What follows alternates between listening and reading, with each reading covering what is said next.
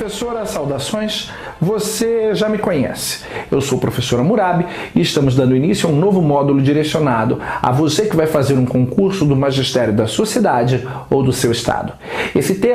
O tema deste módulo, os referenciais curriculares nacionais para a educação infantil.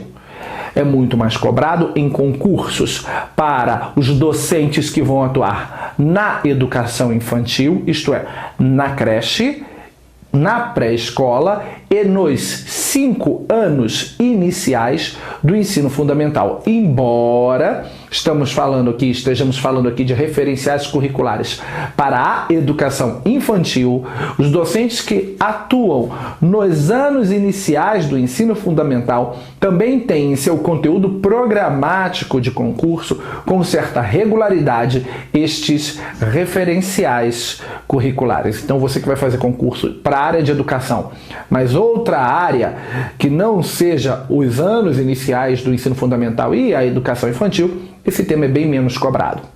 Vamos aqui fazer uma revisão sobre o que estudamos em matéria de legislação e ordenamento jurídico.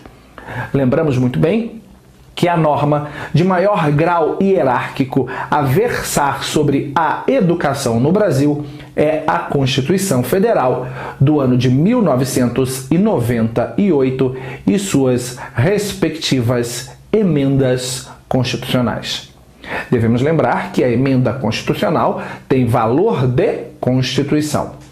Os artigos da Constituição que mais falam sobre educação vão do artigo 205 ao 214, repetindo, 205 ao 214. Não obstante, espaços divididos pela Constituição, há outros artigos que vão versar também sobre educação que não nos interessam para essa aula. Mas o que nos interessa? A Constituição é a norma de maior hierarquia no ordenamento jurídico a falar sobre educação, mais especificamente do artigo 205 ao 214. Na sequência, a Constituição então é como se fosse o alicerce da casa. Na sequência, vamos para as colunas e as paredes.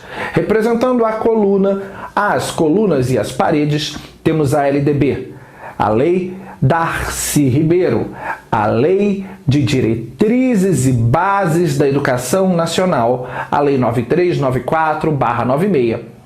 Na nossa metáfora, ela funciona como se fossem as colunas ou paredes da nossa casa.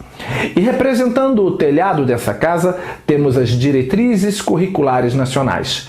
As diretrizes curriculares nacionais são emanadas pelo Conselho Nacional de Educação. Repetindo, as diretrizes nacionais, curriculares nacionais para a educação são emanadas pelo Conselho Nacional de Educação. As diretrizes são atos administrativos normativos. Por serem atos administrativos normativos, gozam de um de seus atributos fundamentais, a imperatividade. Então, as diretrizes curriculares nacionais, sejam elas para a educação infantil, ensino fundamental, ensino médio, educação básica, quilombola, caiçara, EJA, profissional, educação superior, enfim, qualquer que seja a diretriz curricular nacional, goza do atributo da imperatividade típico dos atos administrativos normativos. Por consequência, ela tem a força de uma lei. Ela não é uma lei. Ela não é emanada pelo poder legislativo, mas ela goza da imperatividade, tornando-se cogente, tornando-se imperativa, tornando-se obrigatória de ser cumprida. Então, na base, no alicerce da nossa casa, a norma de maior hierarquia no nosso ordenamento jurídico a falar sobre educação é a Constituição. As paredes e as colunas da casa são representadas pela LDB e o telhado, a norma de menor hierarquia jurídica, são as diretrizes curriculares nacionais para a educação. Nós temos as diretrizes curriculares nacionais para o ensino fundamental. Nós temos as diretrizes curriculares nacionais para o ensino médio. Nós temos as diretrizes curriculares nacionais para a educação básica. E pensando na educação infantil, poderíamos dizer que temos também as diretrizes curriculares nacionais para a educação infantil. Convencionou-se chamar as diretrizes curriculares nacionais para a educação infantil também de referencial curricular nacional para a educação infantil. Então, não há nenhuma impropriedade, genericamente falando, em dizer que diretrizes curriculares nacionais para a educação infantil, estamos aqui falando de maneira mais genérica, são sinônimo, são praticamente a mesma coisa que os referenciais curriculares nacionais para a educação infantil. Então estamos aqui analisando um documento jurídico normativo que nos traz regras que são impositivas, cogentes, que devem ser obedecidas na educação infantil. Embora levem esse termo referencial, as normas devem ser seguidas. Muito bem, estas diretrizes, esse referencial curricular nacional para a educação infantil, é um documento composto de 3 volumes, 3 livros. O primeiro livro é a introdução à temática do que vem a ser a educação infantil. O segundo livro é a formação pessoal e social. E o terceiro livro é o de conhecimento de mundo. Então, os referenciais curriculares, de certa forma, também são encarados como diretrizes curriculares, como já dissemos antes. Estamos aqui falando de uma forma genérica. Se você aprofundar no seu estudo, você vai perceber que há algumas diferenças, sim, mas genericamente falando, os referenciais podem ser encarados como diretrizes e eles são divididos em 3 livros, a saber, a introdução, a formação pessoal e social e o conhecimento de mundo. Temos aqui já uma excelente pergunta para fins de prova de concurso público. Fazendo uma análise do que o próprio texto do referencial vai nos informar, podemos dizer que ele é um documento, é um conjunto de referências e orientações pedagógicas que visam a contribuir com a implantação ou implementação de práticas educativas de qualidade que possam promover e ampliar as condições necessárias para o exercício da cidadania das crianças brasileiras. Então, ele constitui um conjunto de regras, de orientações, mas que aparentemente, quando a gente fala de orientação, a gente tem uma noção mais facultativa, mas no fundo elas são orientações, de certa forma, cogentes, obrigatórias a serem seguidas para que a gente possa formar o cidadão brasileiro. Relembrando que esse referencial é composto de 3 livros. O primeiro livro é a introdução, o segundo é o livro da formação pessoal e social e o terceiro é o de conhecimento de mundo. Então, Hammurabi, vamos estudar esses referenciais? Vamos. Em seu inteiro teor? Não há condições. Em um videocurso, se formos estudar o inteiro teor dos referenciais, teremos um curso aí com 10 horas de duração, e essa não é a proposta. Vamos aqui abordar nas aulas que se seguem e já nesta aula os principais tópicos que são cobrados em prova sobre estes referenciais. A saber, uma pergunta muito típica em prova de concurso que fale sobre os referenciais versa sobre os princípios. Sim, aqui, princípios. Quais são os princípios que vão nortear os referenciais curriculares nacionais para a educação infantil ou o referencial, como você preferir? Quais são os princípios? Nós temos aqui, são 5 princípios. O primeiro princípio é o princípio do respeito à dignidade da criança. O segundo princípio é o do direito das crianças a brincar. Em outro módulo que a gente fala do brinquedo, da brincadeira e do jogo, nós descobrimos que a brincadeira é um dos principais motes utilizados para o desenvolvimento social, o desenvolvimento cognitivo, o desenvolvimento afetivo e o desenvolvimento psicomotor da criança. Então, entre os princípios que vão nortear os referenciais curriculares, nós temos, em primeiro lugar, o de respeitar a dignidade da criança. O segundo, o respeito ao direito das crianças de brincar, porque é através da brincadeira que a criança se desenvolve. O terceiro, a permissividade de dar acesso às crianças os bens socioculturais produzidos pela nossa população, pela nossa cultura, pela nossa sociedade, acesso aos bens socioculturais por nós produzidos.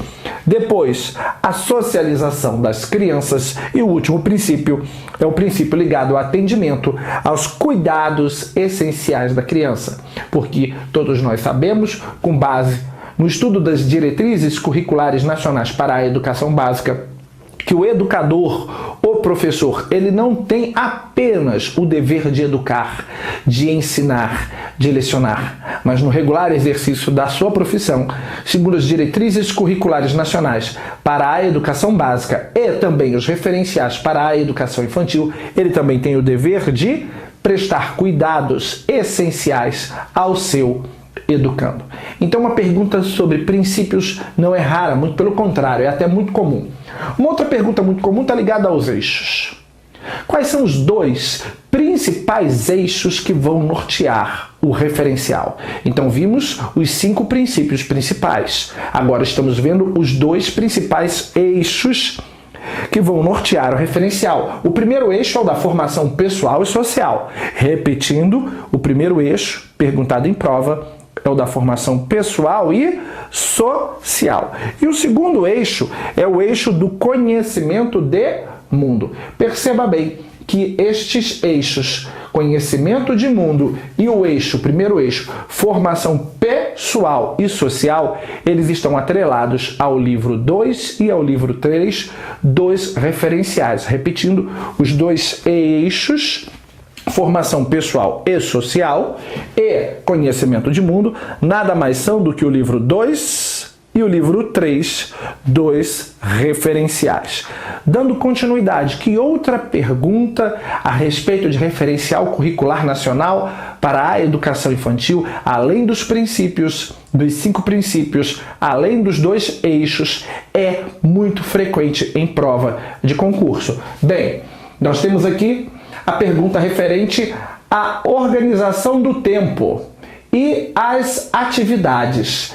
Organização do tempo aponta para as seguintes modalidades de atividades principais, isso é, com base na organização do tempo dentro do espaço escolar na educação infantil, quais são as modalidades principais de atividades que serão desenvolvidas?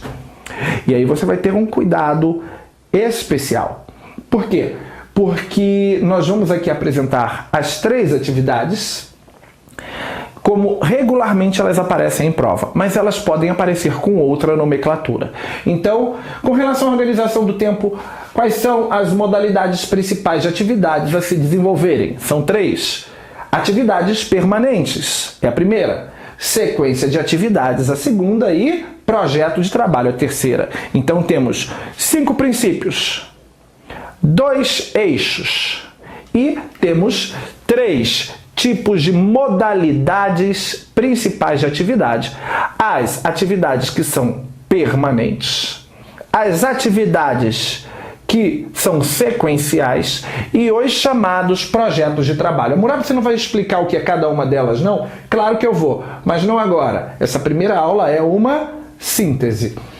Murab, quais são os outros nomes em que essa temática das modalidades principais de atividades que são desenvolvidas podem aparecer em prova? No caso, a atividade permanente, ela pode aparecer em prova como atividade básica. Então, atividade básica e atividade permanente querem dizer a mesma coisa.